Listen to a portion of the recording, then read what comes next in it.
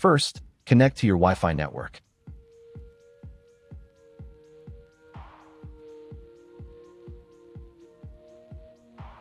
Open a web browser and go to the address you see on the screen.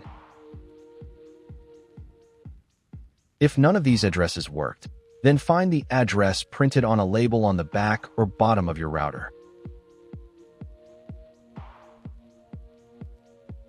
If this address also did not work, then watch my other video where I show how to find the correct IP address of the router and then return to this video. All links are in the description. After entering the correct address, you will be taken to the login page. Here, you'll need to type in your router's username and password. For most NETGEAR routers, the default username is admin, and the default password is password. After entering your login details, click this button. If these details do not work, then find the default information on the label on the back or bottom of your router.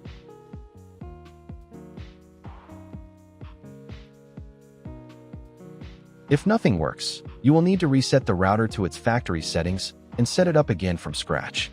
Links to videos are in the description.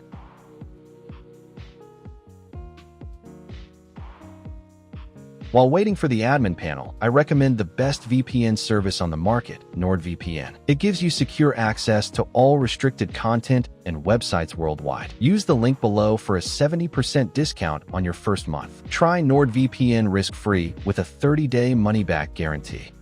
Done. You are now in the router's admin panel. Go to the Advanced tab. Then go to the Administration tab. Set password. In this field, enter your old password. In this field, enter your new password.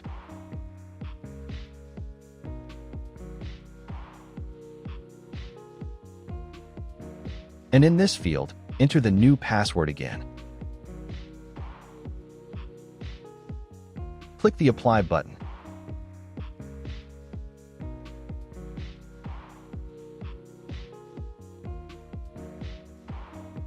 Wait a couple of minutes until the settings take effect.